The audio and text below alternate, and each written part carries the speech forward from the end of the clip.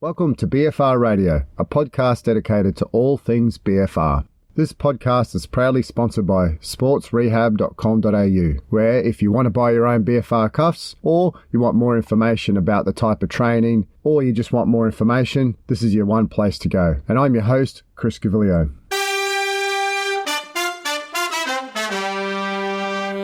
Hi everyone and welcome back to BFR Radio. It's great to have you on board. Today I'm going to delve into how BFR can actually help hamstring size and strength. As we know, when we're looking at a lot of lower body BFR type literature, they focus upon improvements in thigh, cross-sectional area and strength, and which makes you actually think about what actually is happening with the hamstring, is there any contribution there, and possibly also with the glute muscles. When I think about the response from BFR training, it makes me actually think about the exercise selection, which is really important. They tend to talk about when you're using BFR, the response seems to be more distal and not proximal to where the cuff is. However, when you look at, there's a upper body bench press study where they showed improvements not only in triceps, but also obviously in chest size, but strength. When you look into literature, there's a few papers that highlight the improvements in hamstring and glute size and strength with BFR use on the quads. This one paper by Abe et al. Is called Skeletal Muscle Size and Circulating IGF-1 are increased after 2 weeks of twice daily KAATSU resistance training. So the KAATSU is the Japanese brand, typically a thin type cuff, which is inflated pneumatically with a machine.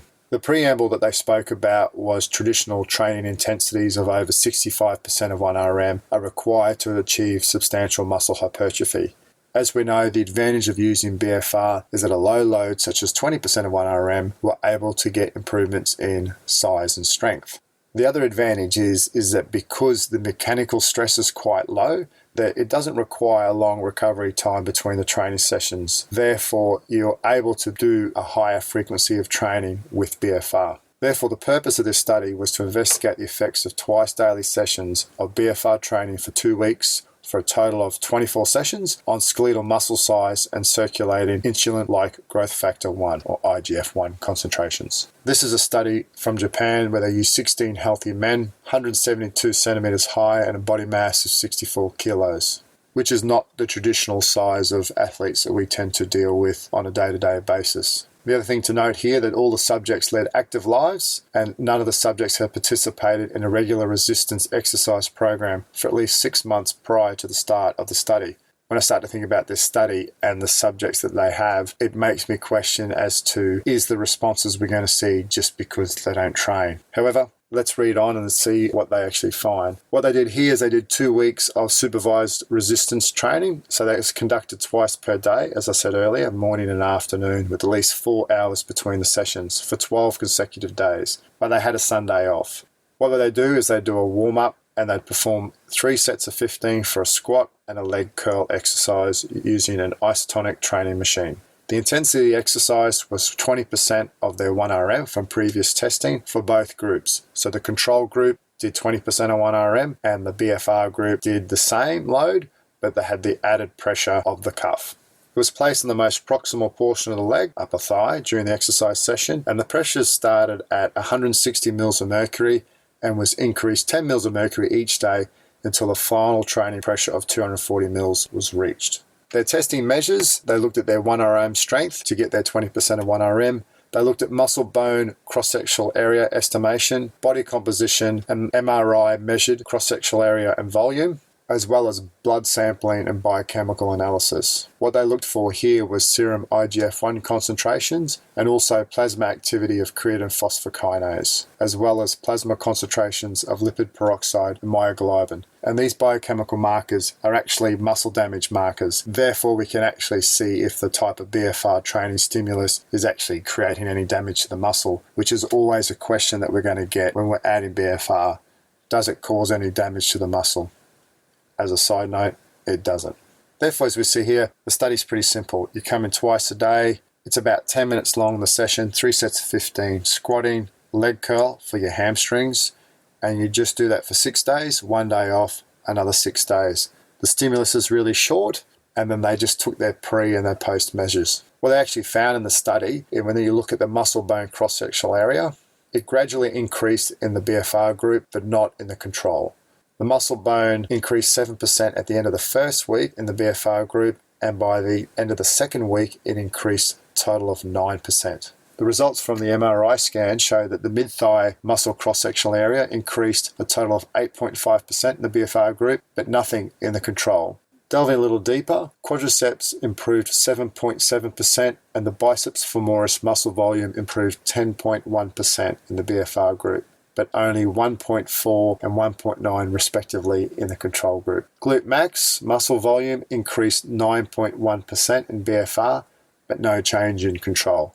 This shows that if you're using the right type of exercise selection with the additional metabolic stress of a BFR, you can actually get the changes in the muscle. Here, improvements in quads, hamstrings, and also glute max. Perfect. Really shows what we're trying to do if we use the right exercise selection. With respect to changes in strength levels, squat strength increased in both groups.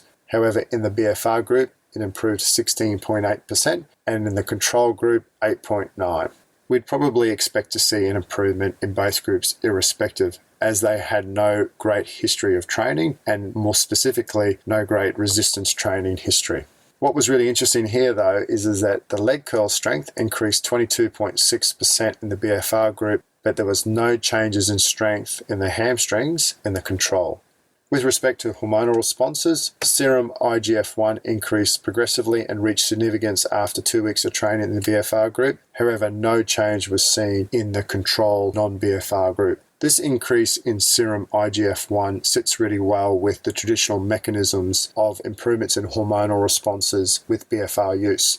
With the increase in these two metabolites in particular, it actually stimulates growth hormone response, and the cascading effect from that is that then assists with the release of insulin growth factor 1. With respect to the biochemical markers of muscle damage, there was no change in both groups. Once again, it's a perfect result for those who want to use BFR and are really concerned about any type of muscle damage. It's high frequency. We've added a metabolic stress on a really low mechanical stress, and there's no muscle damage markers evident as a result of this type of training. It's great to see that the use of BFR on the thighs can actually show improvements in hamstring and glute max. For those people who need to improve their hamstring strength, you now know that if you have the right exercise selection, you're actually going to get a really good response at low load. So therefore, if you're coming back from a hamstring injury and it's really important to improve your hamstring strength, that you can use this as a great tool to actually elicit the correct response to improve your strength levels in your hamstrings or in your glutes if that's so needed. And this brings me to another paper which I think is really worthwhile mentioning to you all. And this paper is called Short-Term BFR Training Enhances Hamstring Quadriceps Force Ratio in Professional Soccer Players. So as a bit of a background, the hamstrings to quadriceps force ratio, HQ, has been considered a valid and useful index for monitoring muscle balance and consequently to prevent hamstring strain injuries. As I mentioned, the subjects here were professional soccer players, and as you realise, in a real world, they have routine training, and the ability to provide effective training interventions to improve this HQ ratio without interfering with their routine training is quite difficult. And also, as we said earlier, we tend to look towards high-load lifting as the mechanism to improve strength. And this is where, as you can realise, the advantage of using BFR at low loads, you can use to improve the muscle volume and strength without inducing the muscle damage and therefore not affect their routine training that may have to perform. What I really like about this paper is they actually examine the effects of BFR training on the muscle size and strength of professional soccer players with a hamstring to quadricep imbalance. So you've got a professional playing group where there's constraints around their typical training program, but they've actually got an issue which may predispose them to a hamstring strain injury. In the study, after they performed a familiarization session, they performed on an isokinetic dynamometer 5 maximal concentric actions at 60 degrees per second for the hamstrings and the quadriceps. Also, a 1RM test and a seated knee flexor machine was conducted, as well as they estimated thigh muscle cross-sectional area by MRI. From this, hamstring concentric and quadricep concentric, as well as the HQ ratio, were assessed before and after the training program. Similar to the first study I reviewed, the training consisted of 12 sessions, 2 times per day, of unilateral knee flexion exercise for both legs at 30% of 1RM. The blood flow of the leg with the HQ imbalance was restricted during exercise with 140 mils of mercury. Just as a side note, the cuff width nor the method of calculation of pressure was noted. They did 4 sets to failure with 30 seconds rest for the occluded leg, and from this the number of repetitions for the non-occluded leg was the same performed by the BFR. Therefore, by this they were actually able to control the total volume. Onto the results, and the cross-sectional area of the BFR leg increased for the hamstrings by 10.4%, but not for the quads. The hamstring concentric strength in the dynamometer increased 7.5%, while the quadriceps strength did not change. Therefore, the HQ ratio augmented 8.7%. This is a really great result. So firstly, it shows that the response was directly related to the exercise selection, and from this, using a high training frequency with a low load, that they were actually able to improve their HQ ratio, which is ideal, because that's something that they really wanted to achieve. Improve that ratio and decrease the potential for hamstring strain injuries. With respect to the non-occluded leg, there was no significant changes across any of the type of measures. This here is a great example of a study where you can use BFR in an applied professional sporting setting with minimal impact to the actual training load or the training frequency that they have to perform outside of their normal strength training.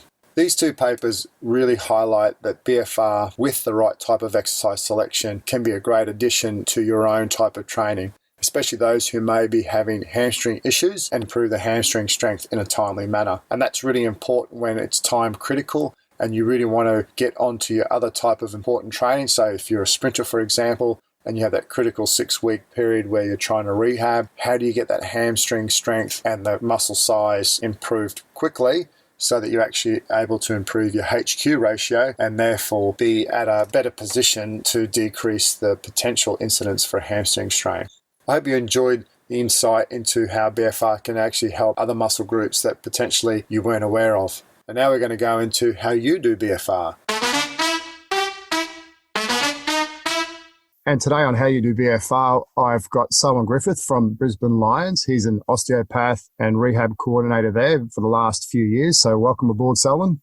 Thanks for having me, Chris. It's a pleasure to be on the podcast. Fantastic. Just as an introduction, tell the listeners a little bit about yourself. Yeah, so I've been at the Lions for the last 6 years. Started there in a role as part of the medical team, and over the last few years have drifted more into the performance department of our high performance department.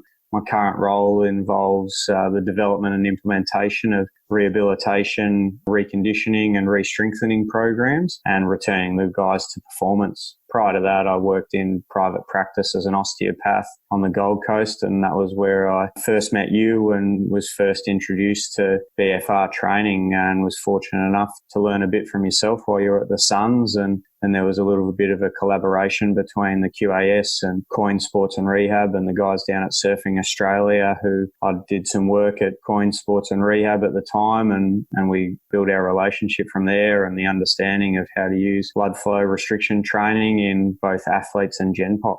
Yeah. So before we get into the BFR, I find it really interesting that you've had that osteopath background. How do you feel that that's benefited you as a strength and conditioning coach in your role as a rehab specialist? I think probably the biggest thing is just the understanding of tissue healing times and the understanding of certain important stages in tissue rehabilitation. So muscles, tendons, bones all have different healing times, and you have to respect the tissue. But at the same time, I think sometimes in rehab we can get a little bit caught up in being too conservative and focusing too much on what the athlete can't do. And I think as an osteopath, our mode of thinking and our mode of treatment for an athlete or a Gen Pop client is always getting them to move as comfortably and freely as possible, as quickly as possible. So while I've probably gone away from using my manual skills as much to get those things such as movement and movement integrity, I've probably transferred it into more of the strength and conditioning field, which I think the ease of transition from medical to performance really assisted in that. Yeah, it's a really nice combination of being able to bring in another discipline into a traditional S&C background. I really think that brings a strength to your own craft. Obviously, this segment's about how you do BFR, and you've mentioned that you had a simple introduction quite some time ago. What I'm really interested in is just about how you use it in your current work environment and just some stories around that, protocols, things that you do that you may have read or things that you've evolved in your own use of BFR? Yeah, so I probably have 3 different athletes that I use BFR with. So acute injured athletes, so this is predominantly soft tissue athletes.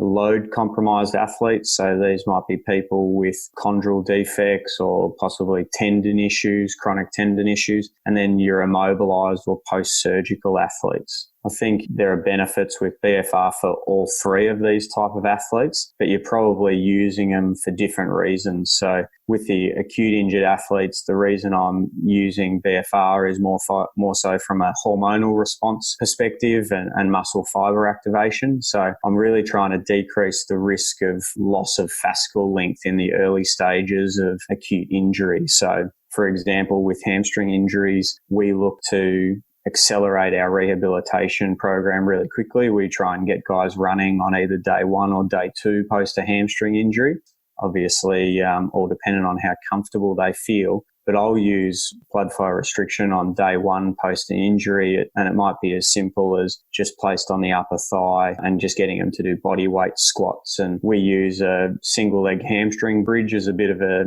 ongoing evaluation tool in the early stage of hamstring rehab, just using a visual analog pain scale. How does that feel? 1 out of 10, 2 out of 10, and so forth. And what I've actually found with our athletes is prior to doing the blood flow restriction, their bridge pain may be 4 out of 10. They do a couple of sets of BFR, just body weight squats. So this protocol I typically do is say 3 sets of 20 body weight squats, and they just rest for 30 seconds between each. And then we'll retest the hamstring bridge, and majority of them will report decrease in pain on hamstring bridge post the BFR, having not done anything else. Now, in that short amount of time, we've not really had any increase in tissue healing, but what we have had is an increase in muscle activation and a decrease in their sensitization to the pain. And with acute rehabilitation, if you can decrease the athlete or the general population's sensitization of the pain, you're probably going to be able to get them to do more quicker. And hopefully that then accelerates their rehabilitation through to a return to play quicker than what you may normally get. And that's what I've tended to see in predominantly our hamstring athletes. In regards to load compromised athletes, we've got a couple of guys who have chondral defects in their knees and ankles, and these are guys that may not be able to squat to 90 degree. They may not be able to squat at all depending on what the type of injury is, but we've used the blood flow restriction cuff in bodyweight exercises for a Bulgarian split squat, single leg squats, even some isometric work. So for example, a single leg isometric squat or a single leg mid-thigh pull kind of deadlift setup. And these guys report feeling really strong around the load compromised joint. And for us with those guys, it's about trying to maintain load and decreasing pain as we're in season. So if we're getting them reporting to us that they're feeling more comfortable and more confident in that joint, then it's something that we'll use weekly for them. And we may start with no load initially, but as we go through the season, we tend to find that guys actually enjoy loading it up while they use the cuff. And we'll tend to just do that unilaterally on the load compromised limb, and have had really good benefits with maintaining muscle mass, decreases in swelling post games, and decreases in pain perception or pain sensitization post games and post training. We'll tend to use that as also an activation tool prior to them playing or training. So those guys may do just a little activation session within 30 minutes of going out to training or playing. Most guys have their own individualized pre-activation, but similar to before, it's usually a unilateral movement, something that they feel comfortable with where they don't need equipment. So might be as simple as a Bulgarian split squat with their body weight, and they do 3 sets of 15 to 30, depending on if it's pre-training or pre-game, or they might just do body weight squats for 3 sets of 30. And they report feeling really comfortable and also liking the sensation of increased muscle activation around the joint. The last one is that immobilized or post-surgical athlete. So for us, it's really important to try and attenuate that muscle atrophy in post-surgical or immobilized athletes. So if we can do that, then similar to the hamstring guys, it works into an accelerated rehab program. So they may come out of the moon boot or they may come off crutches, and we haven't lost as much limb circumference as maybe we initially had. And I think that probably occurs from more of a systemic hormonal response, because for some guys, if they're in a moon boot and on crutches, they're not putting any load through that limb. But if you're able to do, let's say, a leg extension or a leg press on the contralateral limb, maybe even on the limb in the moon boot, then I think you're getting that localized systemic response in the limb, and you're getting a systemic hormonal response from the testosterone kind of IGF-1 responses that we're looking for. And if we can get that in the first 4 to 6 weeks when a guy's immobilized, then what happens in the 4 to 6 weeks after they come out of a boot is really positive. Definitely in ACL athletes, I've found it to be really beneficial in early stages once they've got their extension and knee flexion range to just do closed chain exercises with the cuff on. And that might not even be resistance training initially. That might just be when they've started spinning on the bike and just doing low load aerobic exercise. I'd imagine as an athlete as well, because the sensation when you use a cuff is that you can actually feel something working at little or no load. And therefore, when an athlete trains, they want to feel like something's working. And I know when I've done rehab myself with athletes and they can't feel it working or they can't get the activation, they're almost looking at you, and you have to continually sell the rehab program going, I know you can't feel it working, but you need to get the joint moving. Therefore, using classical increased metabolic stress, no mechanical stress, I would assume that you are able to get more of a buy-in from the players that they can feel something working. Yeah, 100%. I think the most interesting thing with working with males and highly competitive males is they just want to feel like the exercise is doing something. And I think blood flow restriction training just gives you that sensation of you get that blood pooling in your upper or lower limb, and you just know that there's something working there. And I don't get too technical with the guys on, this is doing this increase in muscle cell signaling and this and that, you're working this fiber. But I just say, well, what the research tells us is that you can work at a lower load and get just as good hypertrophy and strength benefits as these guys that are all lifting 160, 180 kilos on their back squats, and know that you'll come back and be able to do that once you're ready and capable throughout your rehab. And guys just buy in straight away. And then if they've got a lower limb injury, I always throw in a sneaky upper body session with it on as well, just to make them feel good. But they just understand that, if this is something that's going to help long term and accelerate my rehab in the short term, then I definitely don't have any guys that don't buy into that process. Yeah. And do you feel that any athlete may have used this and potentially actually turned their career around or their physical preparation around as a result of using it?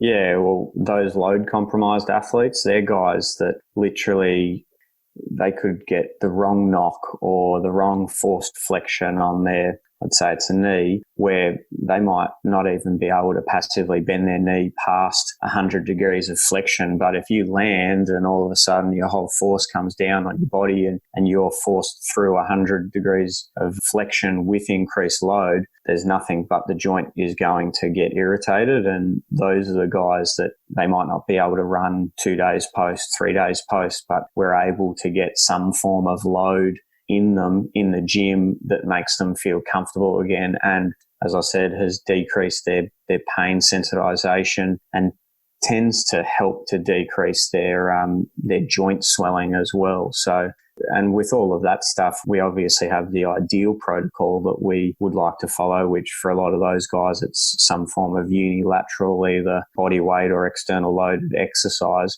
But if we can't do that, then we're more than happy to go to a bilateral movement and just look to get the same responses just from a slightly lower load. And that's, I guess, the beauty of BFR is you can manipulate it depending on the athlete's environment, but also your environment. So if you don't have certain equipment around, it's easy to change it to a body weight movement and just increase the sets and the reps to accustom what you have available.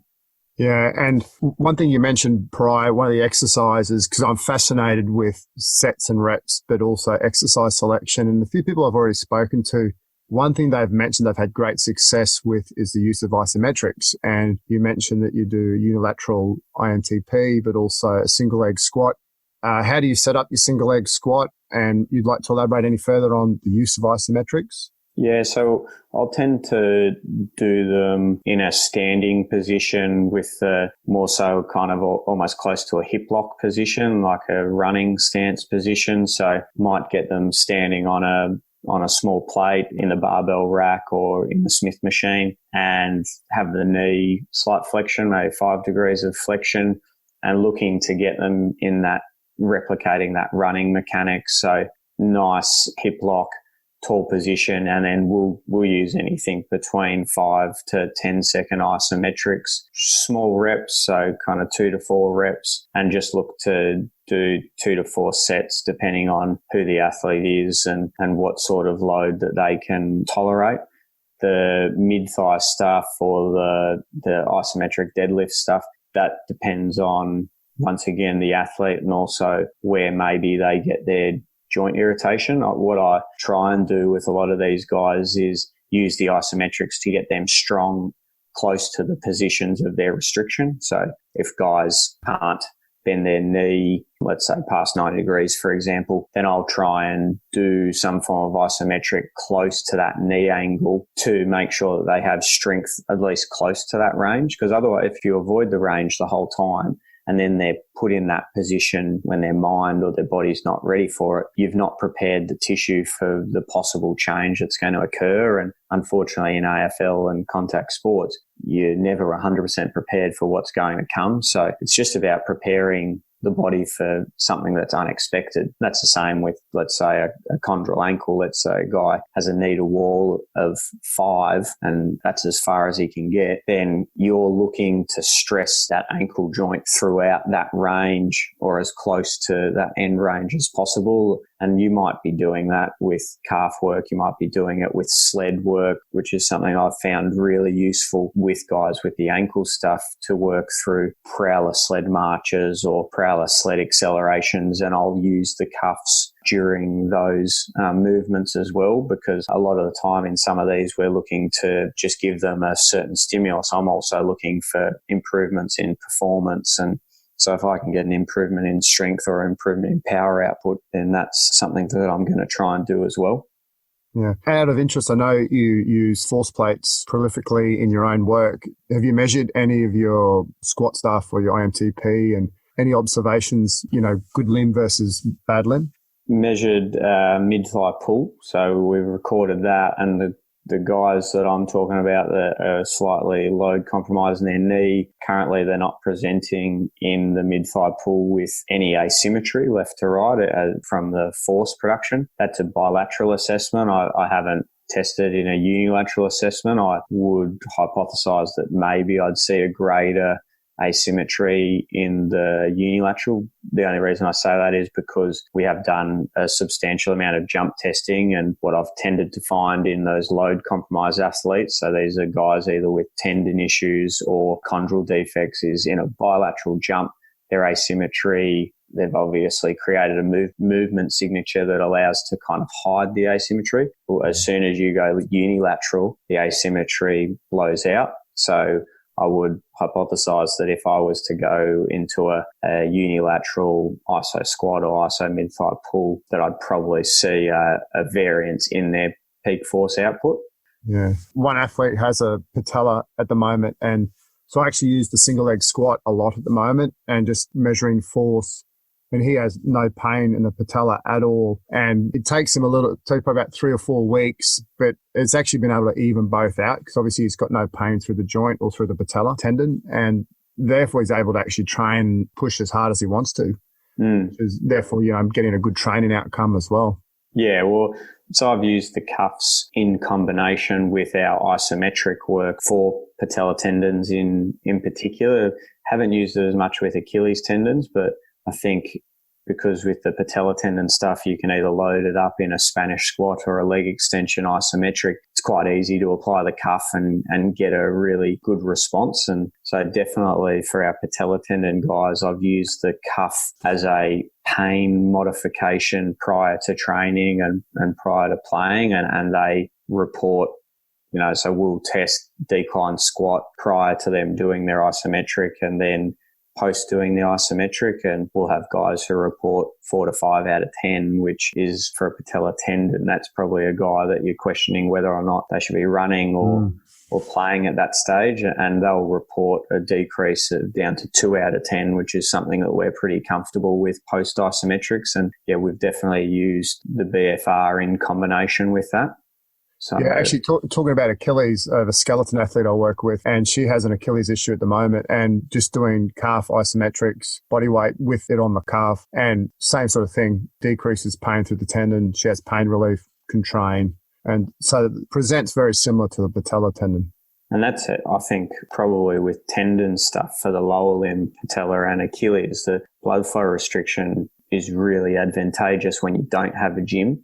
Because it's great to rely on a leg extension and leg press or a Smith machine and these things to do your loaded tendon work. But if you don't, then you want to put an increased stress on the muscle and the tissue, then the blood flow stuff is great, because I think there's a component, the isometrics are all well and good for pain modification, but at the end of the day, if you're trying to get an athlete back to peak performance and a decrease in pain, strength endurance in the tendon is what's going to save them, and eventually developing their tendon capacity through strength endurance. So I think blood flow restriction in combination with body weight exercises is really advantageous with that. And that's probably one other area that I've found it really useful is in guys who have been immobilized or say do have tendon issues who have stopped running, but we want to maintain aerobic stress on them. We'll use the occlusion cuffs to do stair walks and ellipticals, because we're decreasing the mechanical stress on their tendon, but we're maintaining the metabolic stress on their aerobic output. Plus, it's a low to moderate aerobic exercise. Definitely something that I've found beneficial. And the guys, you do 10 minutes of stair walks with an occlusion cuff on and your heart rate's through the roof and you're sweating. And, these are guys who can run under 10-minute 3K time trials, and a 10-minute stair walk with blood flow restriction is getting them blowing the roof off. So that's an area that I find really interesting, is in low to moderate aerobic stuff and how much stress it actually puts on the metabolic system. What I think would be interesting for the listeners out there, what kind of kilometres would they average on a training session and also in a game? Just people who don't really understand AFL can truly get an idea of what kind of running load these guys do. Anywhere between 14 and 17 kilometres in a game. And in a normal week, they'd do another 10 Ks pretty comfortably. So across a week, you're looking at anywhere between 24 to 28 kilometres in a week, including the game and training. And a large component of that is made up also of the quality of high-speed running and very high-speed running. In a game, our best runners are running upwards of 2,000 high-speed metres in a game, so that's 18 to 24 kilometres. And then the same guy would be sprinting 500, 600 plus metres at anything above greater than 24 kilometres an hour. Yeah, they're fair athletes, especially for the size of them. We have, some guys who weigh 90 plus kilograms who run 16 kilometres in a game. So you're carrying a significant mass for the output that you're putting out in a game as well.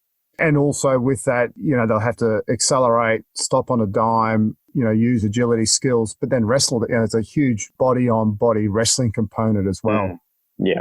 100%. Yeah. So I find it a fascinating sport which really tests the limits, I guess, human tissue almost. Yeah, it's a highly skillful sport as well, because you're doing all this while trying to kick an oval ball and mark an oval ball, and you've got 360-degree decision-making processes that occur as well. So I think that's the thing that makes it so interesting to people who maybe haven't grown up with it, because when you watch league, union or NFL, these are sports that are typically running straight at each other. So the variability in decision making, while it's still there, with AFL, it takes it to a whole new level, because you can have someone coming from behind to the side, doesn't matter. And yeah, it's definitely a highly skillful and complex sport, that's for sure. Yeah. The examples you're given are fantastic, really diverse use of BFR in different modalities. And it's really nice to hear that you're drawing on stuff that people read in literature and you're applying it in real life.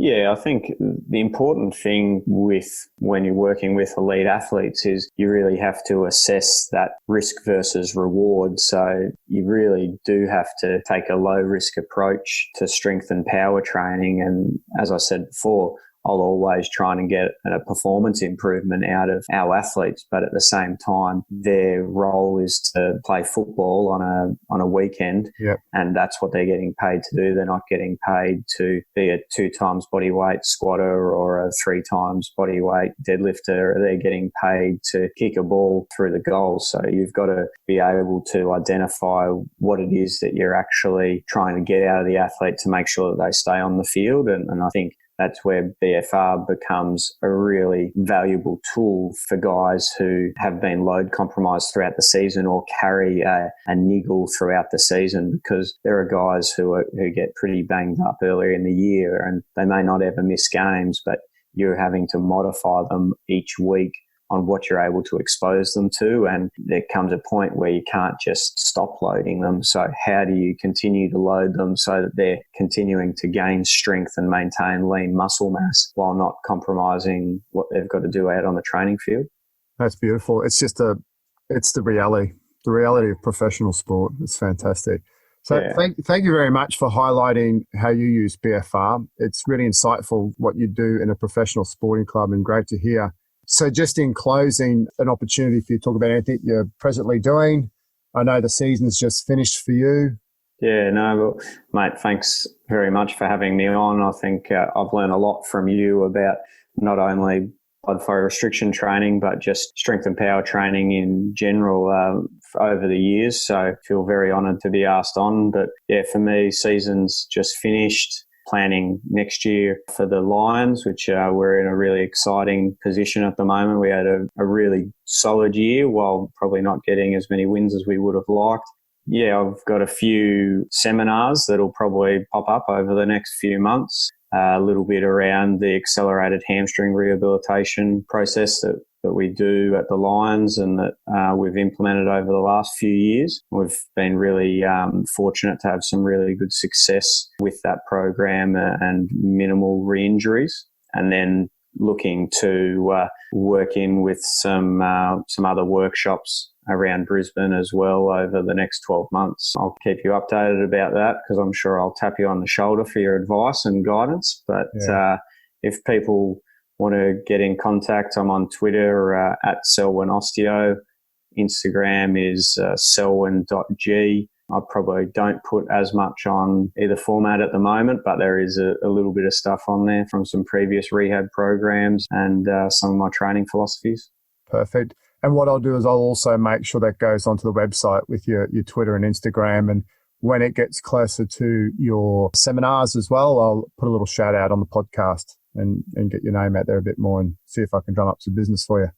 Sounds great, mate. I appreciate that. Well, thank you very much for your time, and enjoy the off season and all the best for the upcoming season. And I'm sure that the listeners would really agree with me there that fantastic. I just really love sitting back listening to what you're doing and seeing what I read in these papers and someone actually living it. It's fantastic. Well done.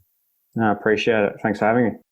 And that's all today for this episode of BFR Radio. I hope you enjoyed it. If you want to take part in the podcast, please contact me through my website or on social media channels at Chris Gavilio. For more information and to order a set of your own BFR cuffs, please visit my website at sportsrehab.com.au. Thanks for listening and keep the pump.